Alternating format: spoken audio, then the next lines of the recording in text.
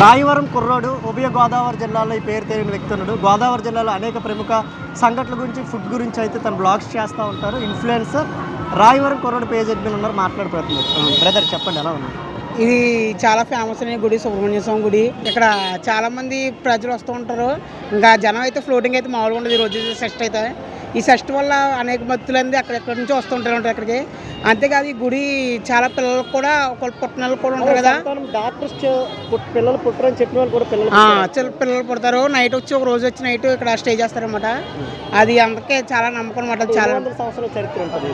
1100 సంవత్సరాలు చాలా చరిత్ర గుడి. చుట్టుపక్కల చాలా ఫేమస్ గుడి ఇది. అంటే షష్ఠి సమయంలో భక్తులు ఎలా ఉంటారు, లేకపోతే నిత్యం కూడా భక్తులు వస్తారు?